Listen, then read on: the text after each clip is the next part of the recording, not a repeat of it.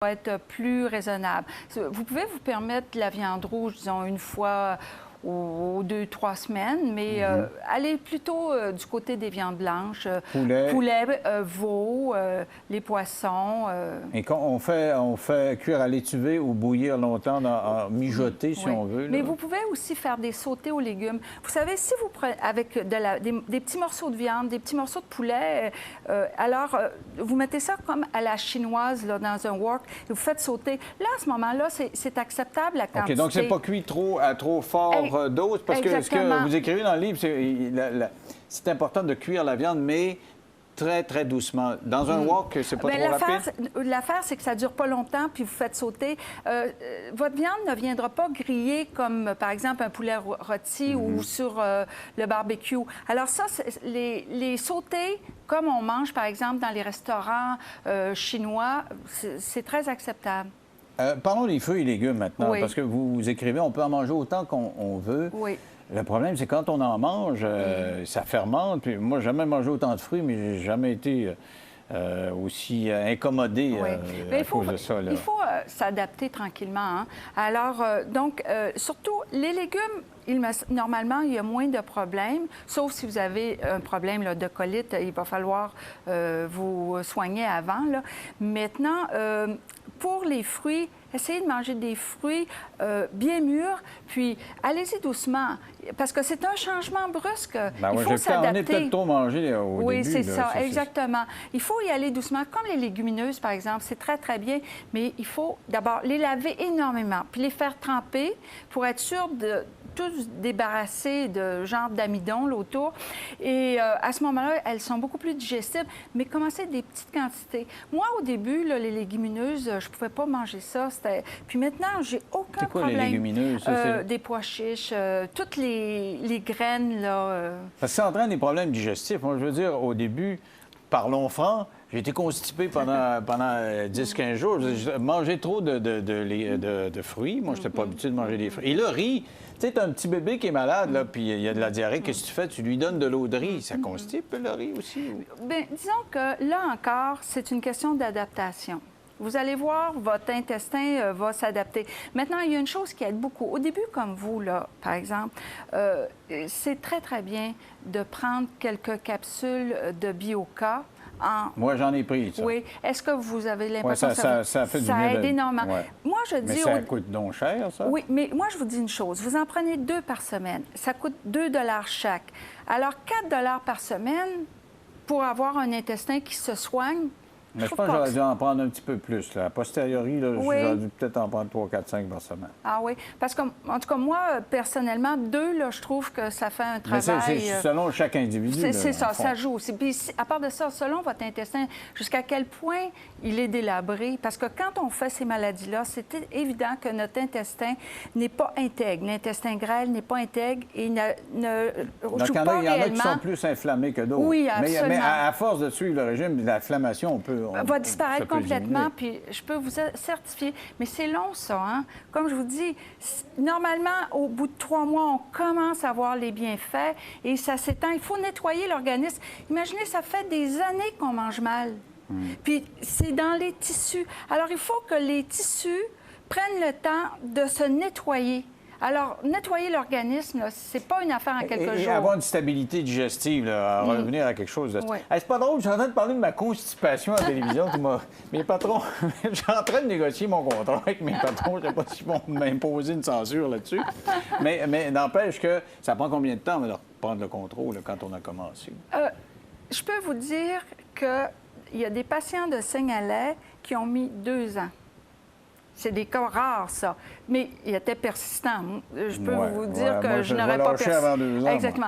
Moi. Mais vous m'avez dit déjà, il y a des périodes où déjà vous souffrez moins. Oui, c'est vrai. Alors, donc, vous avez déjà quelque chose de positif à l'intérieur de 2 semaines? 3 semaines. 3 semaines. Alors, moi, à la fin de l'été, là, si vous suivez vraiment votre régime là, comme il faut, un écart, 1 fois par semaine, maximum 2, là. Puis pas des gros écarts, des petits écarts. Moi, avant, là, parce que j'avais quand même un bon régime de vie. Avant, un écart, ça aurait été de dire manger des frites ou manger du calmar frit. Maintenant, mon écart, mon grand fantasme, savez-vous, c'est quoi? manger de la baguette française. Hey, ça, c'est-tu un fantasme, manger une belle baguette blanche avec une belle croûte qui croûte. Ah. Parce que le pain de riz, j'en sauve beaucoup. Moi, je trouve ça bien, c'est la misère avec ça. Alors, parlons de fruits, légumes, tout ça. Est-ce que c'est meilleur cuit ou pas cuit? Il y a beaucoup, disons que ça dépend aussi de votre intestin. Si vous avez un intestin qui est très fragile aux légumes crus, là, vous avez intérêt à le faire cuire un petit peu à la vapeur. Vous ne perdez pas de vitamines beaucoup à ce moment-là. Alors, mais par contre, si quand vous mangez des légumes crus, vous n'avez pas de problème par la suite, eh bien, idéalement, ceux que vous pouvez manger crus, c'est bon de... Et il y a une chose aussi que moi, je me fais régulièrement, là, c'est des jus de carottes avec céleri. Avec le robot? Là, oui, c'est un robot là, qui fait vraiment un jus là, clair, là, un extrait. Et ça, je trouve que ça fait des miracles pour nettoyer l'intestin, pour aussi... Carottes et? Carottes et... disons, on met 3-4 carottes pour une branche de céleri. OK. Puis ça a un bon goût, puis ça fait tellement frais. Vous le faites et vous le buvez immédiatement, par exemple. Il ne faut pas que ça attende. Il faut s'acheter un extracteur à jus quand même. Oui, un extracteur à jus. Alors, si vous voulez, on va faire une pause et on continue. On a encore... tantôt, j'en avais 30 000, donc il m'en reste 28 850 questions à poser après la pause. Je voudrais vous raconter une petite histoire par rapport.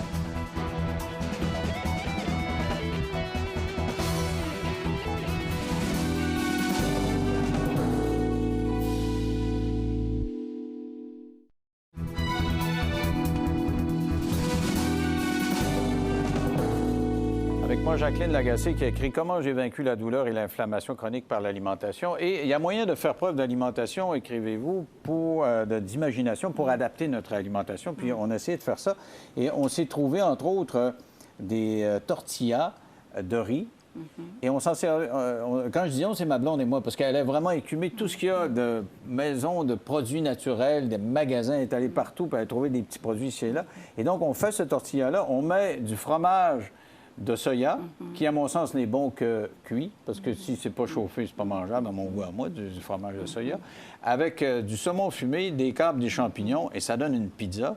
Et c'est excellent, c'est excellent à croûte mince, mais c'est vraiment très, très bon. Donc, il faut faire preuve d'imagination, là. C'est bien ça. Comme moi, j'en fais une à base... Moi, j'adore les oignons rouges. J'en fais une à base d'oignons, là. Il l'avait donné à l'émission Campagne, là. Et c'est délicieux aussi. Il y a des chips, j'ai trouvé des chips, j'ai trouvé ça très, très bon, c'est délicieux. Haricots noirs et lin. Avez-vous goûté à ça? Oui, oui. Puis moi, je me fais des chips avec bon, des betteraves. Oui, tout à fait. Tout à fait. Des chips avec des betteraves, des légumes blancs comme ça, très, très, très minces, puis cuits très lentement au four, très bas. Et je peux vous dire, c'est bon. Justement, ma blonde a fait des espèces de frites l'autre jour. On a essayé ça avec un hamburger. Alors, l'hamburger, c'était du pain de riz et c'était de la viande hachée de dinde qu'on a fait cuire à l'étuvée. Et les frites, c'était des patates coupées en forme de frites. Elle a mis ça dans le four à basse température avec un peu d'huile d'olive. Et après, je ne sais pas combien de temps, une demi-heure, trois quarts d'heure, une heure, on a l'impression de manger ce qui ressemble à des frites. Tout à fait. C'est correct, ça? C'est correct, tout à fait, parce qu'il ne faut simplement pas dépasser 120 degrés centigrades. À 110, ça commence légèrement, mais le degré à éviter, là, c'est vraiment 120 degrés centigrades. Autrement, les toxines sont plus nombreuses. Autrement, justement, il y a, comme je vous disais, l'acrylamide qui est formée à partir de l'asparagine qu'il y a dans les pommes de terre, des grandes quantités d'asparagine libre qui se lient aux amidons et ça forme de l'acrylamide. Et comme je vous dis, l'acrylamide, c'est une des glycotoxines, sinon la glycotoxine la pire. Parlez-moi de calcium, parce qu'à un moment donné, on manque de calcium là-dedans. Là.